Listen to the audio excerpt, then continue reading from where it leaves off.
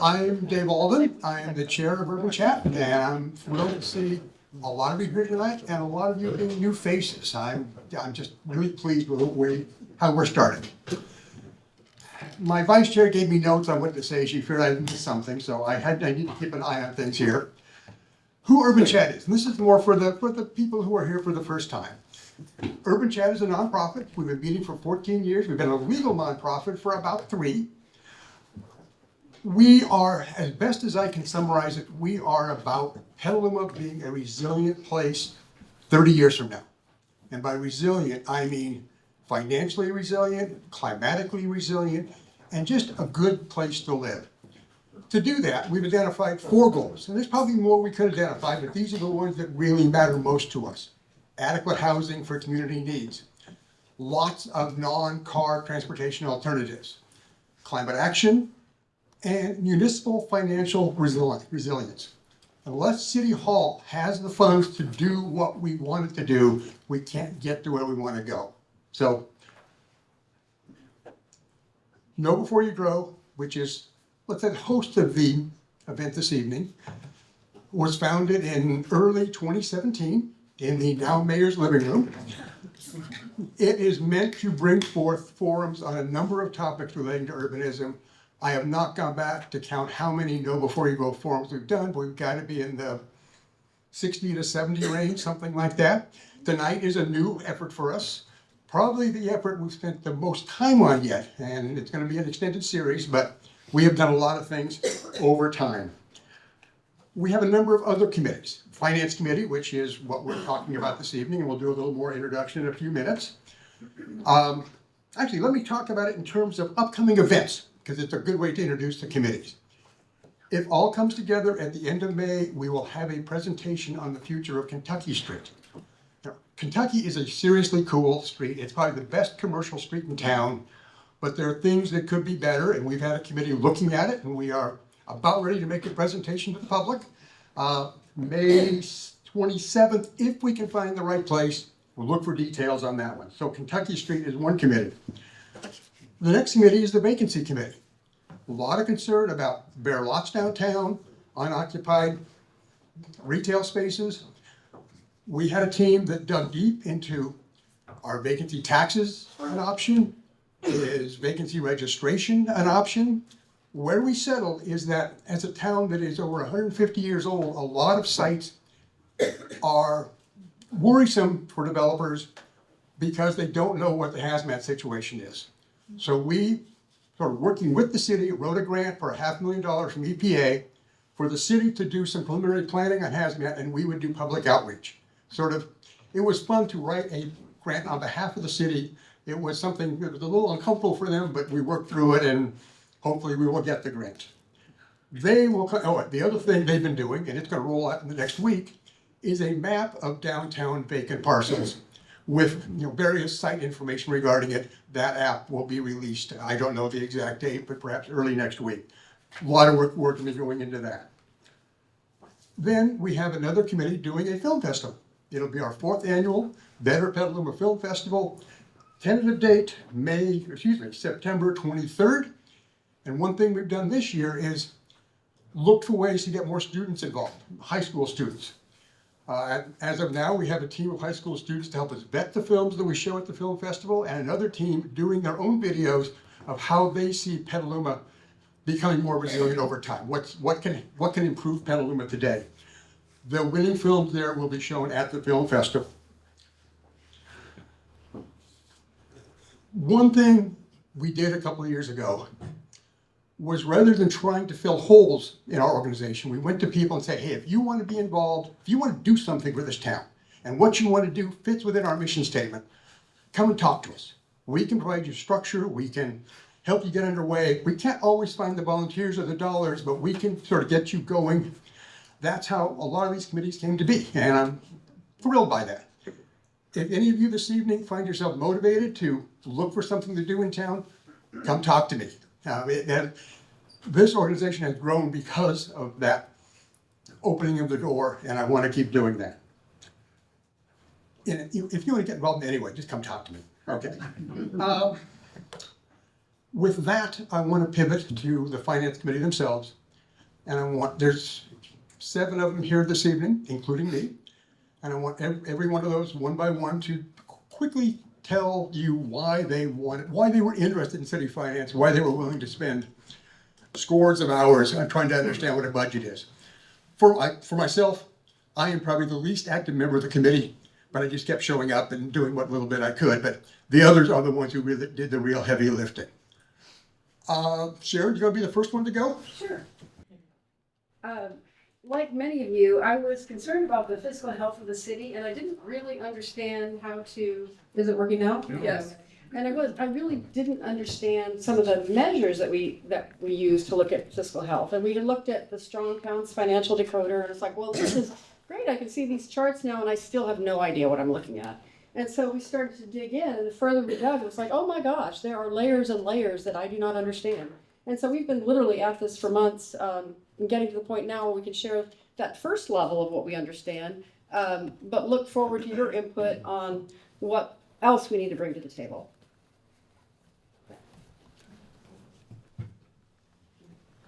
Hi, I'm Eric, and I, like many of you here, so I see a lot of really active people. I advocate and want to improve the city of Petaluma. But I often find myself, I'll come to a council meeting or to an issue, and I just don't understand how the funding really works. I just don't get it. I don't know how I can take my issue and figure out a practical, reasonable, solvable way to get it funded, right? And I stare at the budget, and I stare at the budget again, and a third time, and I just don't get it, right? So I said, why not throw myself in there with some colleagues who are, like me, don't quite get it, and see what we can make out of this. So that's why I'm here, and that's why I'm part of this group. Thank you. Hi, I'm Matt Scoble. I'm probably one of the more marginally involved. I just haven't been able to get the time. But I really came at this from a perspective of trying to understand. I know nothing about municipal budgets, municipal finance, and I figure to be an active citizen of Petaluma, it's really important to understand sort of how the finances work, right? Because there's been a lot of dialogue about what's funded, what's not, why is it funded, how is it funded, et cetera. And as Sharon indicated, the more we got into this, the more this small group got into this, the more we realized it's extremely complex. So it's been very much a learning process for me, which is great. As Dave indicated, I think there's going to be a series. There's a lot more still to do. But there's been a lot of time put into what you'll see tonight. And so that's why I came in. Who's next? Eileen? Oh, no. I just joined in like 4 weeks ago to kind of look at what they spent 6 months on doing and looking at the numbers. And I was the eye that was to pick it all apart and say, I still don't understand what's happening. And Dave's laughing. But I have not been here to be too deep in this stuff. But I'm excited because when I moved here in 2019, that was my first question, like Matt said, was how does the city run? Where do our taxes go? What are the committees? How do we make it run? Anyone else? Charlene? Charlene. And there's plenty more pizza at the back. So I am another one like Eileen. I came in 4 weeks ago and to be someone that wasn't really versed in it and could give feedback of, I don't understand what you're talking about. And so that kind of helped clarify what was said and done and stuff like that. But the reality was when I got asked, I really, many years ago, really wanted to learn about this kind of thing. So it was a blessing. I just felt like it was a blessing. And I should acknowledge the 2 members who cannot be here this evening. Sure. Nathan Spindell, who probably spent more time doing the graphics than anybody. I think he learned a lot. We benefited from that. He did just a marvelous job. And then Keith Schilt, who a long time ago was a city manager in Illinois. He retained some of that knowledge and sort of brought that forward and was hugely helpful in this process. They both regret not being able to be here.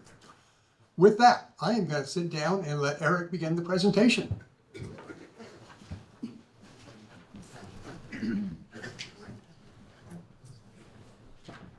Awesome. Can you hear me okay? Excellent. If you ever can't, let me know because I like gyrate around as I talk. Thank you for being here. One of the things I want to underscore is it became clear right away as we were doing this work that we're peeling the layers of an onion, and it's quite a large onion with a ton of layers, and we've only gotten through the first layer, right? So I'm hopeful that after we do this exercise of sharing with you what we've learned, that you have a lot of questions. Why didn't you cover this? Could you cover that? What if we talked about this? We want to hear all of them because this is a series. We basically committed ourselves without knowing what the next series are to do a series on municipal finance. And it's going to be directed by all the ideas in this room, the ideas we've come up with in our group, and we'll keep doing this, right? Because I want to peel this onion together. I think we all do. So just thank you for being here. So yeah, let's follow the Clucking Money. No cursing. Hey, Eric, one question Yeah, about questions and comments. questions about questions, thank you. Yeah, I'm trying to make it clear. That's my job. There are comment cards, but there's also a comment box, and you can write stuff down at the table, put it in here, or hold the questions as Eric says, and a bit. Yeah, great. So, yeah, if you have burning questions, write them down, write them on the cards, hold them.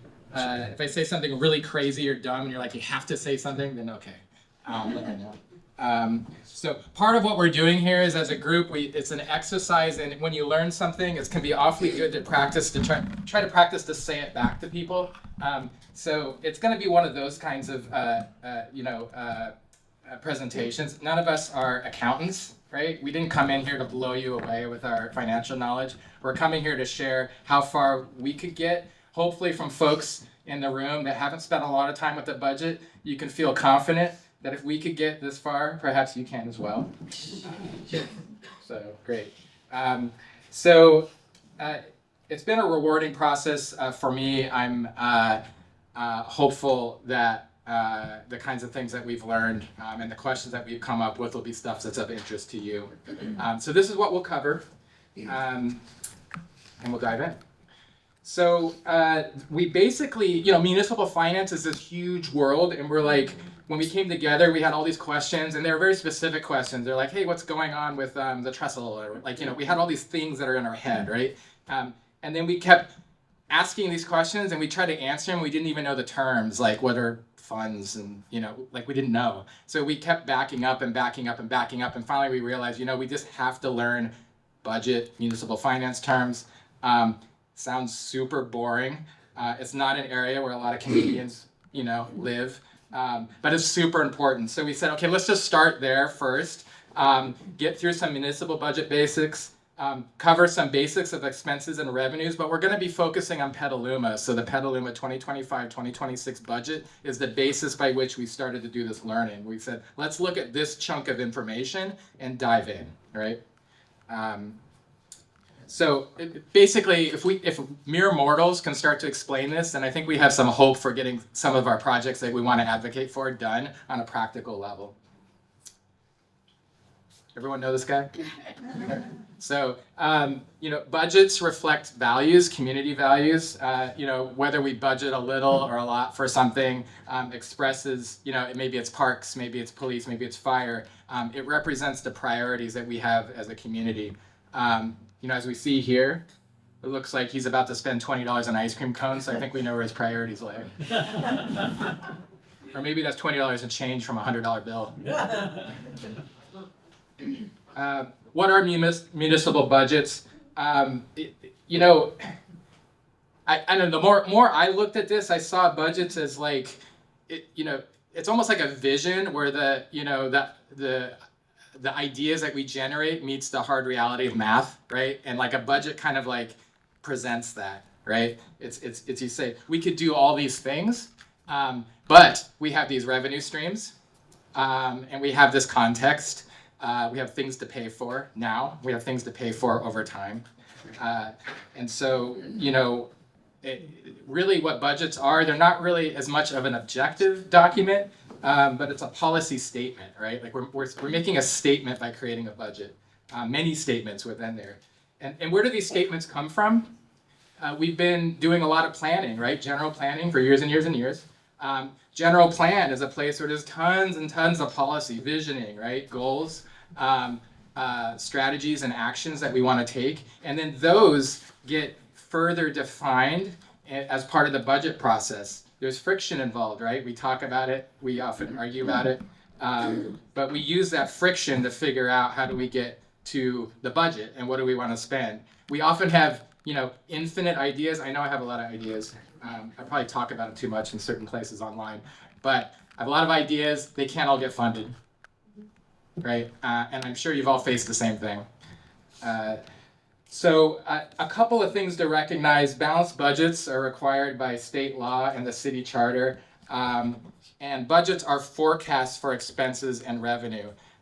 So I think if we're thinking about this more as a policy statement and a reflection of our values and where we want to invest our resources, we're going to be in a good place. That's like the right framing for what I see as a budget. So a budget is not just a one size fits all. Like a one size fits all suit is a suit that fits nobody, like you have to get the suit that fits you, right? Let's keep this in mind that context matters. We put some context up here. So these boxes have things that describe Petaluma specifically. Other cities may have some of these, other cities might be about 58,000 people, but some are bigger, some are smaller, and their budgets have to reflect that, right? In Petaluma, we have around 90 historic buildings. We have 700 acres of parkland. 20% of our population is 65 plus. We have nearly 400 lane miles of roadway, right? Why is that important? We have to pay for roads. So, knowing all of this context is important because it kind of gives you a sense of footing, right? We have these things, and if we want to keep having these things at some level of quality that we define, we have to fund them. Budgets also, it's a planning document, but it needs to reflect historic, current, and future realities, right? Historic realities, we often have liabilities from the past that we have to budget for. We have operating needs for services now, and we have to budget for those. We plan for stuff that takes a long time, so capital projects that take many, many, many, many years, we often want those and we want to pay for those, and we're willing in many cases to pay for those now and for many years to come because we think it's a good idea, right? So we burden our future with choices that we make now, right? So this context matters. Historic reality, present reality, future reality helps to define a budget. So why start with expenses? Well, I don't really know. We had to start somewhere. And we were like, why does everything cost so much was a lot of our questions. We were just like, this costs so much. And I can't believe there's all this money. And I didn't even know the budget was this big. And, we just had all these revelations. We kept talking about expenses. So we're like, let's look at expenses. Expenses in a budget, again, are the things that the city is planning to spend money on, right? We create a budget, we're doing that right now, and soon there'll be conversations about it, in order to plan for the next year. So we know some things that are going to happen, and there's going to be things that happen that we don't know about, right? And somehow the budget has to, do its best job approximating that, and we try to make that budget happen, or even do better than our plan. So let's just dig in. But first, an audience question. So I want people to kind of shout out your ideas, right? So just don't be shy, because I think it's cool to hear. But and if you know the answers, don't shout it out, because I don't want a whole bunch of people that give the right answer. So just keep it to yourself, okay? Yeah. Other prizes? Yeah, there's pizza in the back. Okay, so what are the total annual expenses for the city of Petaluma? What do you think? Anyone, don't be shy. I was really wrong on this. 32 million. 32 million. From Gail, 32 up front. 90. 90? 250 million. What's the prices, right? 300. What else? Any other guesses? 70 million. 70 million. Okay, we went from 32 million to 300 million. What percent of the expenses are from unrestricted revenues? Now, That means revenues that you can spend on anything.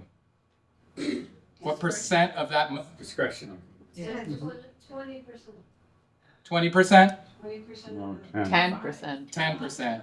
5%. 5%. 30%. 30. 5 to 30. Okay, what Feels is good? it? What Want to is know? Yeah. There it is. 348 million. You know, I was down there at the 50 million mark of some things here, so don't be. It's okay. We all get it wrong. I get it really wrong a lot of times. 348 million. 23% of the expenses are from unrestricted revenue, right? That's this. We made a pie chart, right? Because there's pie in the back. So you can see that it's like, I don't know. How does that? Do you think that's small? Yes. You think it's big? Yeah. You do? Oh, the county's 1.6. What to say? Well, is that money you can spend on anything? That unrestricted? Yeah. You could spend it on almost anything that's legal. You can't It's take not vacation allocated. in Florida. It has to be approved by the city council. What's the Yeah. That's what the budget. Seen all those Yeah. city council junkets too. So there's this whole pie here that you can't really spend on things other than it's allocated for, right? Now we'll talk a little bit later about what that can truly mean. But so for me, anyway, when I saw this, I had assumed that there was some restricted, but mostly unrestricted. So I had guessed like 75% was unrestricted. I didn't know. So now that I know, I realize that when you're doing budgets, there's a whole lot of money that you know is coming in, you know where it's going to be spent. So there's this other pot that's smaller that you can actually do something about, right? Now, it is smaller. It's still a lot of money, right? We're talking about $300 million, and this is a portion of that. But it's a lot smaller than the whole budget. So spending buckets, I think they're called funds, but I like buckets because you like put money in a bucket, and I don't know, seems cool. I like to have a bucket of money. So anyway, as a layman, I call it buckets. So we have all these spending buckets. Here they all are as bars. You'll notice that the arrow's pointing at one of them, and that is the main account. That's the general fund. That is the unrestricted, the money that can be allocated, right? 80.4 million in the 2025-2026 budget, can be allocated. The rest of these things, can't, they're earmarked for something, right? They need to be spent on something. There's a few things that were kind of interesting about this for me. First of all, I thought there would be a number of funds that were unrestricted, and that was going to be the fun part of it, was figure out how to apply them all, but it isn't. There's this one bucket, and you kind of rules them all. Maybe that's easier. But the other thing was just how much money it goes to things like utilities and capital project, enterprise funds, all of the stuff that I had no idea that we were spending money on just constantly all the time. Interesting to me. Yeah, go back. What's enterprise funds? Like what does that cover? Hey, someone from the committee want to answer that? What are enterprise funds? I'm gonna look up a couple of examples, so keep going on. Okay. Okay. So you all know this is available actually now on the website, right? Right. Okay. Yeah, that's right. That's right. I believe, now see, this is where I'm going to start saying stuff that I learned, but I'm starting to forget already. Enterprise funds are funds for which it's like a fee for service, if I'm right. Am I right about that? Like you pay money. Your show. Come on, help me out here. Help me out here. Help me out here. Pretty good. Yeah, it's pretty good, right? Yeah. So you pay money for these services. So what's an example? Can anyone think of one? Permits. Permits. Tree trimming service. Tree trimming service? No. Only if the city did it for you. Sidewalks? Potholes? No. No, these are more like services that you pay for that the city provides, right? So they're recovering money Building from you. Planning applications. Yeah. Yeah, building permits. So the enterprise funds, it's funny that you all came up with that question first, because that was one of our questions early in the group. It's like we want to dig into what the enterprise funds are, because it seems like a neat opportunity maybe to make more money, although that means we all have to pay more, because I guess that's what it means. So that's an area that we were thinking of exploring deeper. And it's not water and sewer, which is utilities the first one. Right. That's Right. the biggest bucket is utility. Right. Sharon's going to give us worldly knowledge from our group. I wanted to make sure that I have the examples that work. So they are the self-supporting services. So it's a pay-as-you-go kind of deal. So the self-supporting services include airport, transit, marina, and building permits, just Perfect. a few examples. Perfect. Marina. Marina. I'm really curious about the general fund. That's more than the county supervisors have to spend at the end of their 1.5. I mean, I think their discretionary budget is about 10 million when you get all said and done. So I'm astounded by that number, that there's that much discretionary funding. We were just talking about it would be neat to do a comparison between different cities, but now it'd be kind of interesting to compare like cities within a county and the county and what some of the discretionary monies are and then what they spend it on. It's an interesting point. Well, one point about that, the city of Petaluma is a full-service city, so it runs everything. It offers everything. So we have our own ambulance service we can pay for. We have our own fire service, our own police department. The county doesn't pay for that. County doesn't provide that. It's provided at the municipal level for cities. All right, moving on. So this is what's in the general. These are the general fund buckets. So now we started out at the 348 million, and then we were looking at the different funds, including the 80.4 million general fund. Now we're looking at only the general fund and what's inside of this. This is the main unrestricted account and how it's being spent. As you can see, a lot on police and fire. General government, which I forget what's in that exactly. Do you all remember that from the committee? The M group. What's that? The M group. The M group. Planning. I think the M group planning is in community development. Hold on, we're gonna get an answer. Good. Or is that a yes? She's looking back. She's looking back. All right. They're We- actually, oh, sorry. They didn't know I was going to put them on the spot, but this is the whole point. No, I just want to make sure I'm answering accurately. So it includes the city manager, finance, clerk, attorney, human resources, and administrative services. It does not include contracted services. Gotcha. So does that mean if like Parks and Recreation are under the general fund, does that mean that they have to be, like it starts fresh every year? Like the city's not de novo committed to supporting Parks and Rec? Is that? Or police. Or Or- police. Right. That's right. So there's no commitment going forward, but that's, okay. Right. But let's keep in mind that we are a city with a certain context, right? So like we could make a choice to spend no money on parks, but that would be some cataclysmic things that would happen, right? So, right. So it's, when we say unrestricted, there's a lot of friction involved with moving money around, and sometimes more friction than not, depending on what really needs to be supported, right? So it's a little simplistic, and that's what I'm learning about peeling the onions away. And everything I'm saying today is probably going to be pretty simplistic, because as you peel the next layer, you realize, oh, there's all these details, right? That's one of the details. If it's unrestricted, there surely has to be a budget for each of those items. That the police department must have a budget They of do. what they're going to spend. Yeah. So how does that unrestricted? This isn't what they're actually It's not. spending, that's in the annual financial report, this is the budget. Right. This is what they plan Right. to spend, but we often don't spend this much. Darren is correct. So there's the budget is what we plan to spend, and I do believe that each of the departments themselves, like police and so forth, prepare that information also in order to inform the whole budget, right? So unrestricted is sort of a misnomer, because we're not going to do away with the parks. We're not going to do away with police. We can trim around the edges, but Well, right. I mean, you could trim around the edges. And so, like, what constitutes an edge, right? This is what I love about the policy debate, right? So if we can say, do you want to spend more money on parks? What will you trade off? Like, if we want to spend, we could say if we had 5 less police officers, we'd have more money for parks.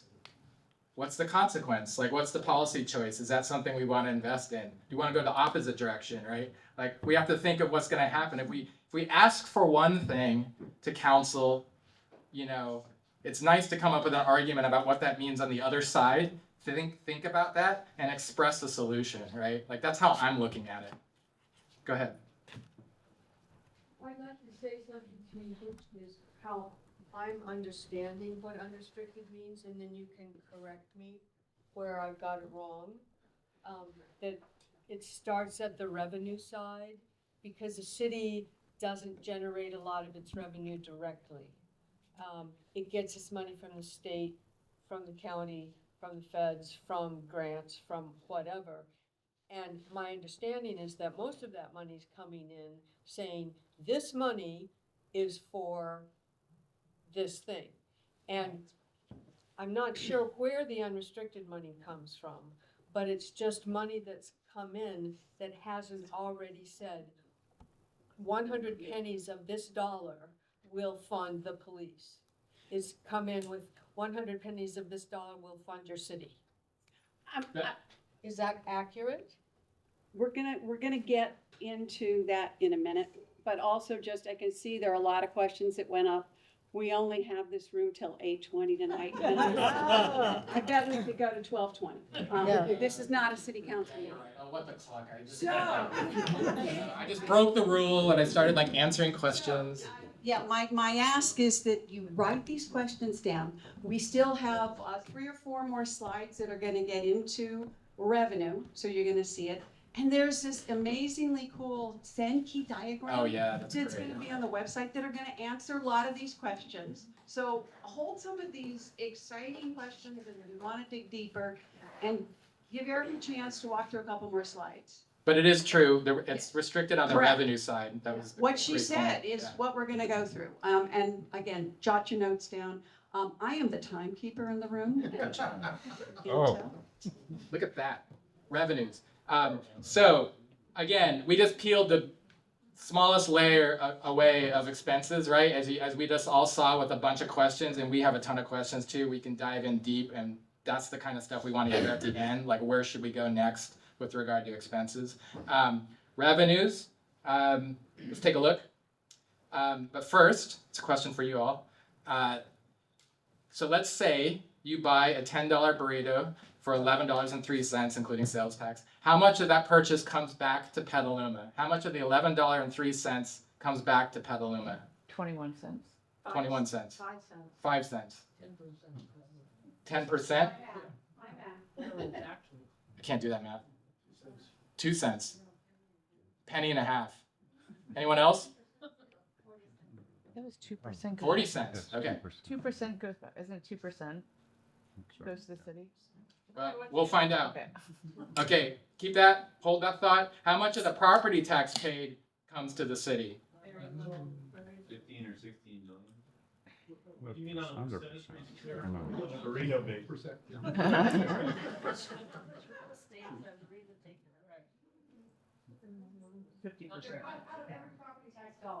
Oh yeah, sorry. Out of every property tax dollar, how much property tax comes back to the city? Apologies. I have no idea. Other guesses? Shout them out. 4%. 4%. Schools count? 20%. All right, let's take a look. I know. Let's wait a little longer. No, okay. 20 cents of the $11.03 burrito comes to the city.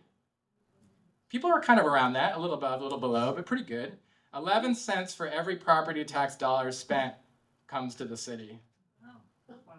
What is it? Does that strike you as high, low, what you thought? Low. Does that include school bonds? Does that include school bonds? That was a question we went down the road of. Does it include school bonds? No. Sharon? Well, school bonds show up, they're shut off in another direction, so this is just from the back. Yeah. Right. Okay. Great. So just a little aha moment, right? Because we kept having those. So general fund revenue sources. These are the sources that fund our general revenue main account, including city services, fire, police, so forth, public works, parks.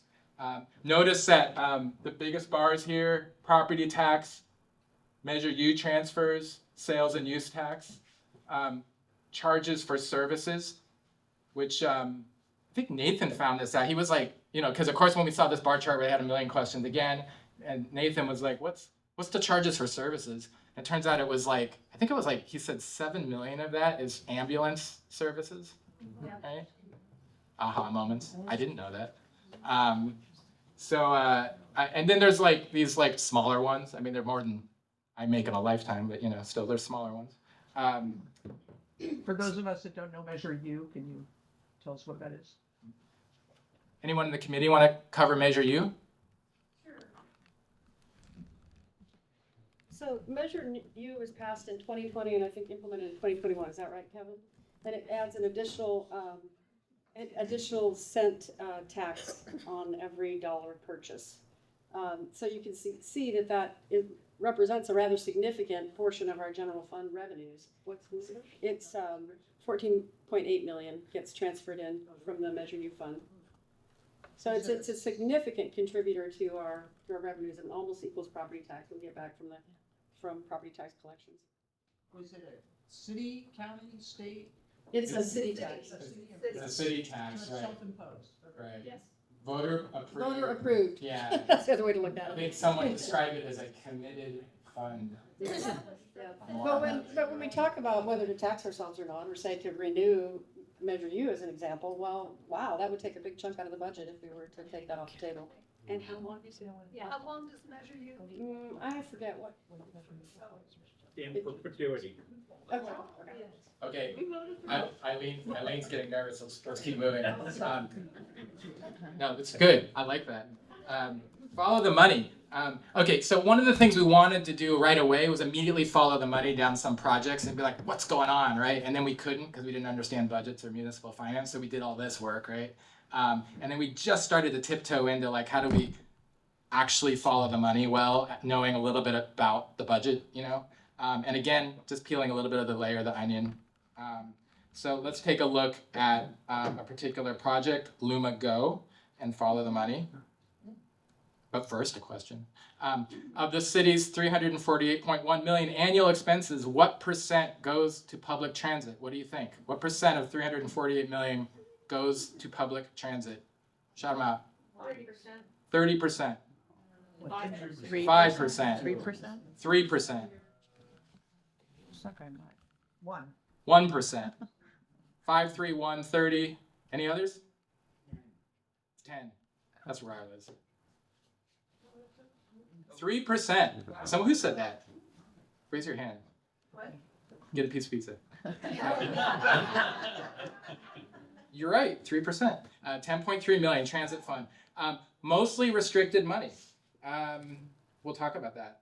I put small. There's a very small percent that's from the general fund that also funds transit. 180K. I don't even know what that percent is. Like fraction of a percent. Really small. So that's the answer. Let's dive in a little bit more. This is the Petaluma Transit operating revenue and expenses. This is actually was at a council meeting, I think like a month ago. So we kind of pulled this out. So most of the funding for transit is restricted. You'll see that there's a TDA that's like federal transit dollars. I forget what the acronym stands for. State. Sorry. What isn't STA state? They're both. They're both state. They're both state. Great. And Eric assumed that we can't read any of that. Okay. Yeah. All right. Green. Green is TDA. That's state funding. Also state funding is STA in the blue. Go Sonoma. County funding. Yes. Because it says Sonoma. I knew that. Then there's grants. But you'll see at the very top, there's a little light green sliver. That's the city, right? So that's like the general fund. That's the unrestricted part. So where does Luma Go fit in? I know we said we're talking about Luma Go. So here's Luma Go. So annual funding, 488,000, mostly from restricted funding sources, including these things we just listed, Transportation Development Act, that's TDA, Go Sonoma, which is an extension of Measure U, just a trivia fact. And then a small portion of that funding is unrestricted general fund. Now you might wonder, didn't Eric say that it's restricted funds, so how can you have a new service, right? Like Luma Go is a new service. Like, how do we use restricted funds for it? Well, I mean, it's a transit service, right? So we can use funds that are for transit-y things, right? So if you're thinking like, hey, I've got a transit-y idea, right? That doesn't mean you can only ever use the general fund. You can use monies that are okay for spending on transit, right? So if we're thinking about our ideas, we have to think clever about pots of money. I mean, there's already a number of pots of money that are funding just this one, relatively small service compared to a lot of things going on in Petaluma. I think that's one of the neat things that we're uncovering as part of the onion layers is how complicated, but also how neat it is for city and decision makers who have to find the money in creative ways to make things happen, right? It's also very complex, and I don't understand most of it. Yet. You will soon. All right. So the trade-off challenge. Hey, are we ready for the game? There's a game. Yeah, I didn't say anything about that. We have these envelopes up front. Okay, so we hope that you want to too, play a game where you have to be the person, the group, in charge of trade-offs of the budget. And as groups, we want you to make decisions. So how this works, I put the slide up. Your challenge is to choose how to allocate $1 million in chunks of 100,000. So you'll get an envelope. They're being handed out now to each table. And if you're at a table of one, you could join somebody. I don't know if there's city councils of like one person. That'd be kind of city autocracy. Anyway, so choose how to allocate $1 million in chunks of $100,000. Money is at the table or in those envelopes that you can use to allocate to different choices. So you'll see that. Break into small groups. You've done that. Congratulations. You'll have 10 minutes to discuss and decide. And each group should choose a person to kind of report back or share like why they made the choices you made. What did you fund? What did you trade off, right? So what are you funding or maybe not funding? Here it is, and it's in your packet too. But I'll read them off. You have $1 million in unrestricted funds to allocate. All right. So here are the 5 things you can allocate it to. Number 1, we have a situation where loss of federal funds have reduced our reserves. We've had to spend money on services that we expected, but we couldn't pay for from federal funds. So you can choose to build your reserves of $100,000 or more. Recently, a child walking, this is all fake, by the way, so don't actually go to like next door. A child walking to school was fatally struck crossing Sonoma Mountain Parkway. Adding safety improvements cost $200,000 to solve that problem for the next person. A roof collapse, this is the third one, a roof collapsed at a poorly maintained building at the fairgrounds costing $300,000 to fix. The fourth one, an affordable housing developer offers to build a new park, but their funding requires a city match of $500,000. And 5, a sinkhole opens up on Petaluma Boulevard, costing $800,000 to fix. How big? Pretty big, but if you're on a bike, you can get around it pretty easily. All right. Just had to make a plug for the bike people, okay? All right, so take 10 minutes of time within your groups. You have the money. Identify a speaker for afterwards. Allocate the money as best as you can. Pretend you're city council. Maybe you will be one day. Go for it. Caltrans, what the safety improvements that are going to happen are going to be paid for, not just by the city. Say no? Yeah. Either build a car, or you don't get to build your.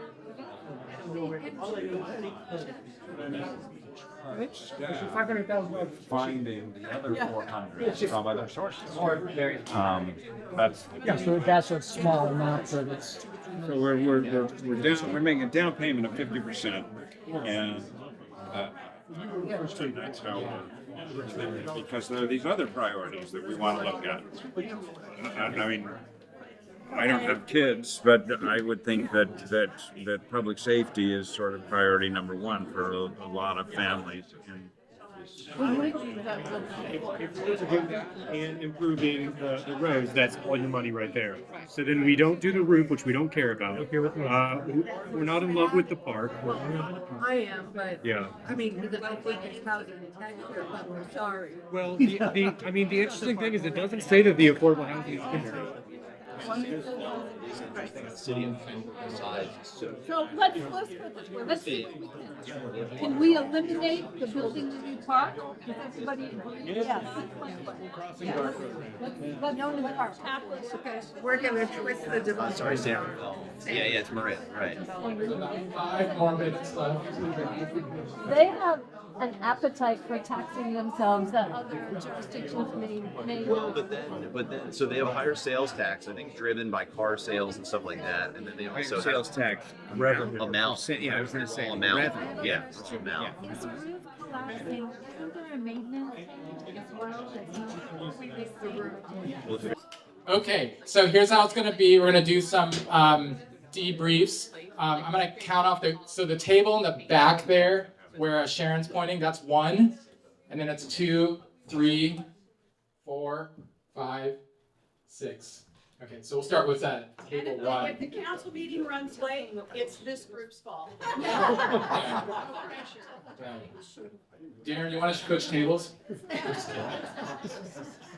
Okay, group 1. Well, I don't know what the rules are, so I don't know if I'm supposed to explain our reasoning or just our results. Well, that's a great question because I didn't say it, did I? So, if you could explain what you allocated, where you allocated your money, and why. If you had to do a trade-off and not spend money on something, tell us why you made that trade-off. Okay, well, we started, closer? Yeah. We started by looking at the total, which was 1.9 million, and we had 1 million, so we figured we had 50% of almost of the money we needed. And so we could do half of everything and have it all fail, so we nixed that. We felt, after some discussion, that the sinkhole on Petaluma Boulevard needed to be fixed. So we gave it the 800,000, which ate up almost all of our money. Decided that one collapsed roof on the fairgrounds wouldn't be a big surprise. Or the end of the world. Really? And That's a kind way to say. that we were very sorry not to build up our reserves, but we're gonna stick with the streets and fix the safety crossing on Sonoma. That's it. Interesting. Okay. Great. And did you tell them that these were done like a month ago? These ideas? These are not hot off the press or. built Yeah, up they're very well. fine-tuned for this night. Yeah. Group 2.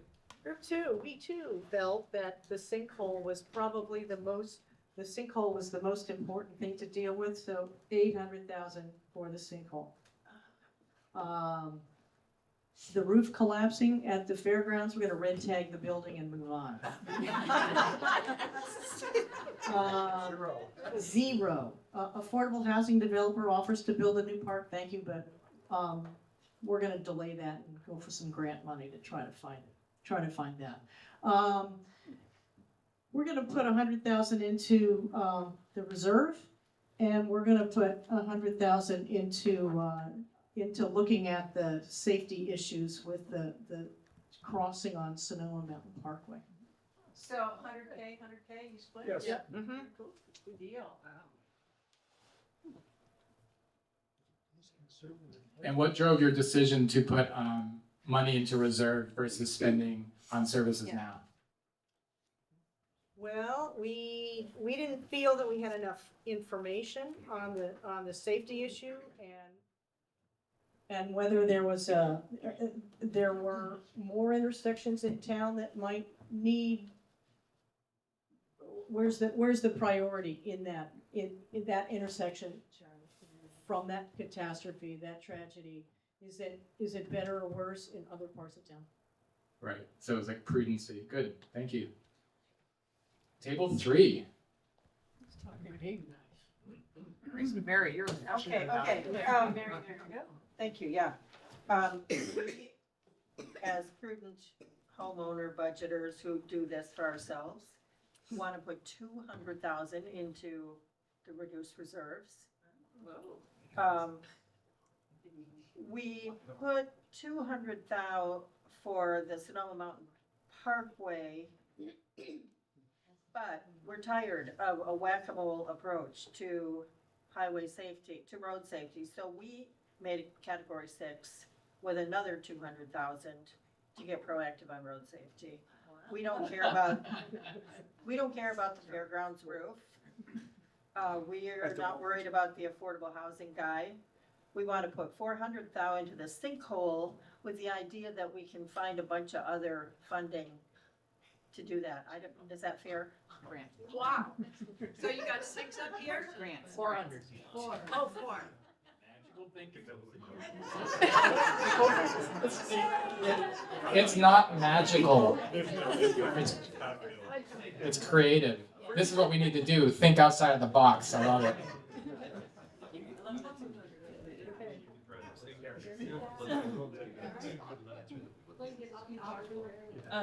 Unlike that last group, we decided that the sinkhole was pretty important right away, so we gave them the whole 800,000 because it's impacts just about everybody in town.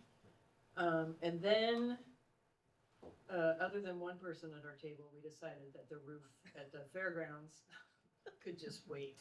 And also, that was a whole lot of money for a roof. Is that one person running for re-election? No, it was not Kennedy.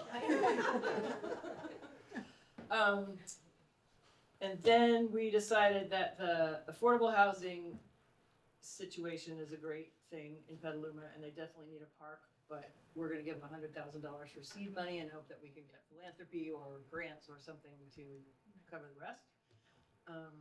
And then walking the road crossing, we gave them 100,000, because at the very least we could do some immediate, less expensive fixes, like, cones and a crossing guard, and then see how that goes. And also it's a safety issue, so we may be able to get money from other entities.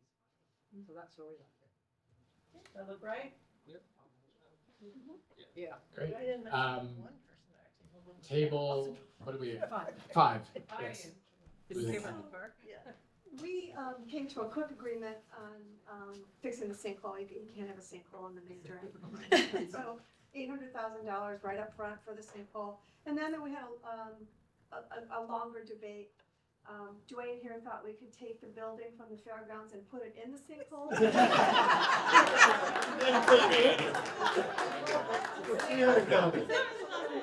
So if that was possible, we would pull back a little bit, 800.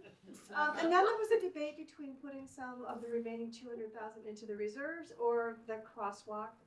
And we were kind of evenly split on that. And Dwayne also came to the rescue on that one, and he said, if you had a kid who didn't have enough food for breakfast, are you going to put money in the bank, or are you going to give the kid what they need first?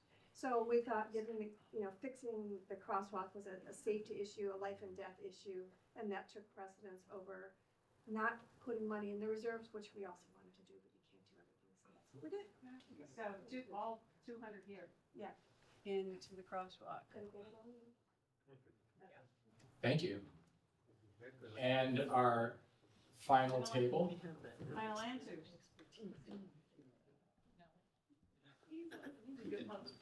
Okay, but I can't read your name tag. Is it Darren? It's Darren, thank you. So our group might have gotten a little creative. I'll say our stock answers, playing by the exercise with the sinkhole for 800, the reserves for 100, and the crosswalk for 100, thinking Bjorn could do a quick build or sharpen his pencil, as if we don't ask too much. And then Veronica got really creative and said, well, what about public works funding? Because the safety improvements and the sinkhole feel like something that could come out of public works funding. And we thought, well, if those are just for restricted capital projects, don't we have an emergency fund? I know we had a 10 to 13% emergency holdback. Can we tap into the emergency fund for some of this emergency work? So And then finally, Veronica said, look, if all else fails, if we're really restricted to this million, she thinks that we could be shrewd negotiators and get that sinkhole for 650. So, yeah, so at the end of it, Veronica has written some math here, which she would actually save us $1 million. Excellent. I don't know if she's running for election. I'm not even sure what to put on the board. Give me the final answer. I would say sinkhole, reserves, and then half the crosswalk. Sinkhole, and then 100 here, 100 here, and then 100 here. We look like hippies, but we're very conservative.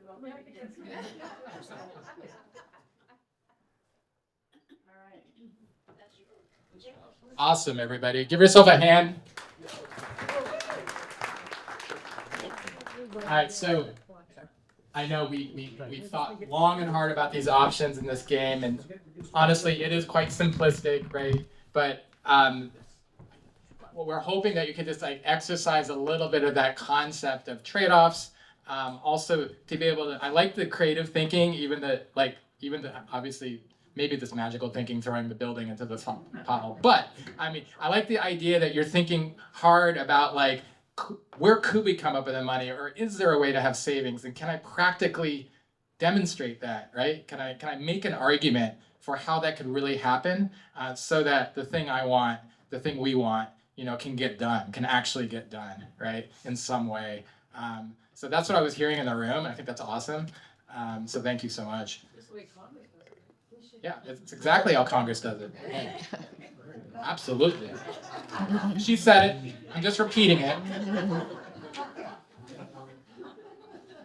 Okay, great. So we wanted to spend this time, trying to answer questions, probably by saying, we don't know, let's go work on it later. But I'm sorry, I'm just giving you the answers in advance. Don't laugh. It's true. We'd like to hear your questions, but also we want to hear topics that we should explore further that maybe came to mind now, or maybe you've had in your head all along or brought you into this room. I don't know how many will be in the series or so forth, but we're pretty motivated and interested to kind of dive in deep on a whole host of questions. So it'd just be really neat to hear from you all what those might be. So yes. Before we get into questions, for folks that want to dive more into the data that you're showing, and the mouse overs, the explanations and stuff, how do they find the page was accessible? Great question. I'm going to do it live. It's on your chicken box. Oh, is it? Yeah. It's on the chicken box. You see this site here, Urban Chat. This is the website. Thank you for hosting us. There's a follow the money link. Follow the Clucking Money. No cursing in this room. And as you scroll down, you'll see like some of the stuff from the slides, and you'll see some pretty cool things, including what I learned. This is called a sand key chart.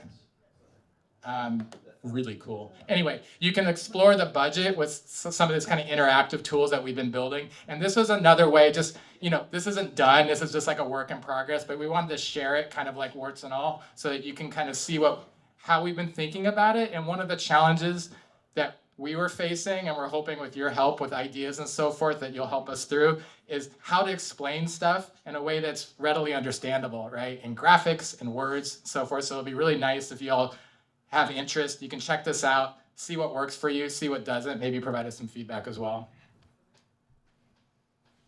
You taking a question? Yes, sorry, questions and oh. Yeah, we've got 10 minutes for questions. Great. And if your question isn't answered or your topic isn't raised, then please put it on in their 30th inbox. That's right. There's a lovely chicken box for question. Okay, starting here. Is what? Did you generate that in Tableau? No? Can you use the microphone? Oh, no, this is Nathan generated it using wizardry and magic. Okay, question here.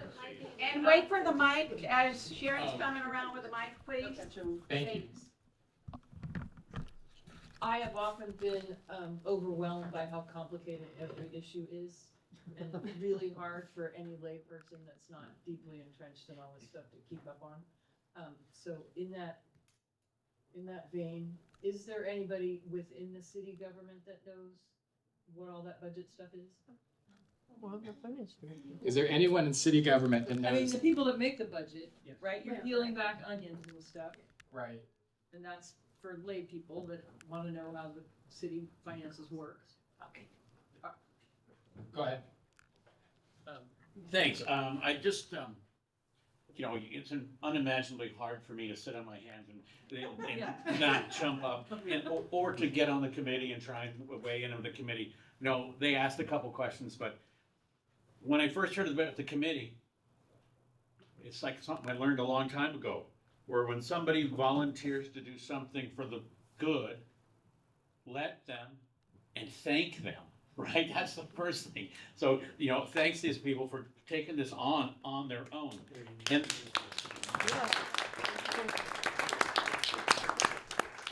And they became incredibly well informed, and yet they call the city and go, "Tell us what's going on here." Yeah, the city has several people who really get it drilled down all the way top to bottom, which is one of the reasons the city stays together.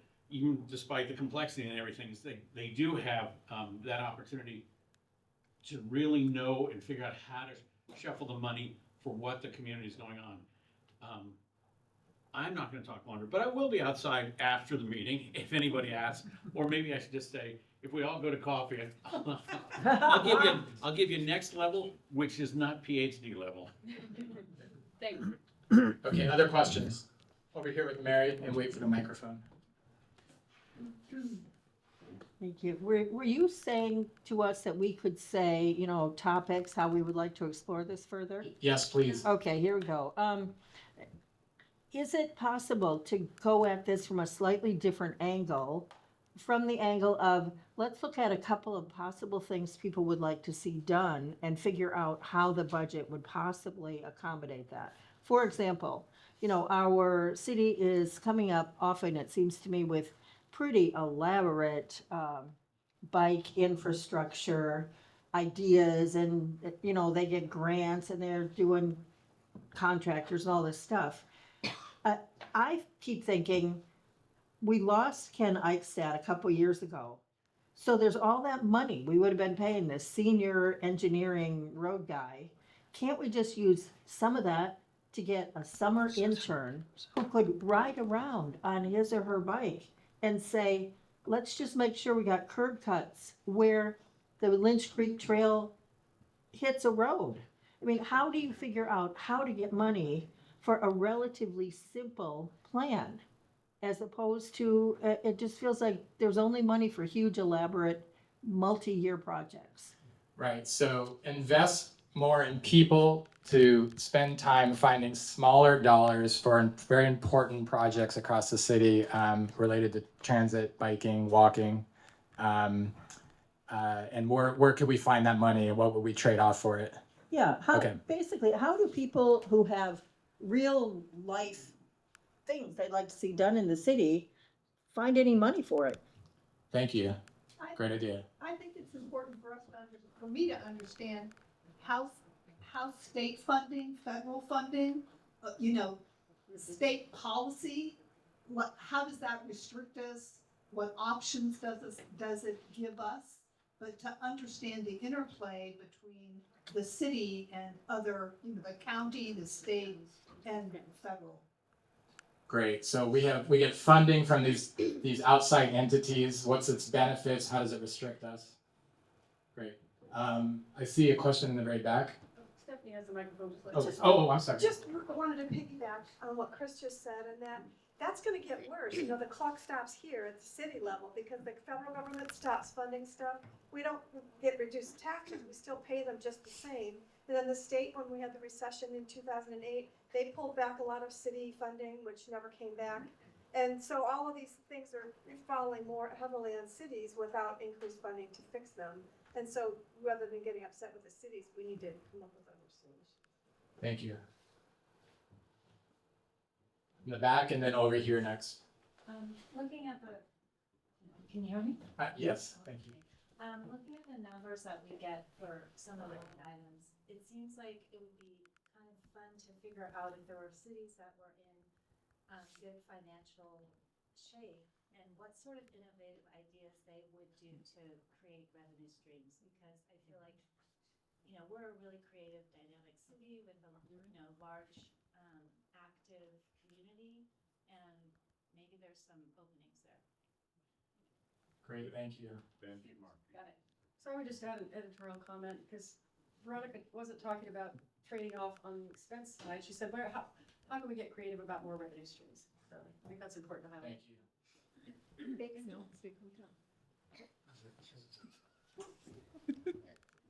This is a thought for a potential topic. I'm listening to all the ideas and all this stuff, and I'm putting myself in Kevin's seat, and I'm getting a headache. Since budgets are built and managed, that's a delegated responsibility to council and city staff. What does the community need to know in order to let them do their damn job? In order to trust them to make those decisions? Great. So, yeah, looking at, I'm gonna try to say this. Looking at building models for building trust in governance around the budget, but also where the public can weigh in and pitch in to make it the best it can be. Yeah. Okay.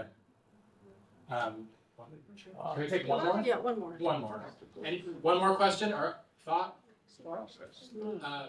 John.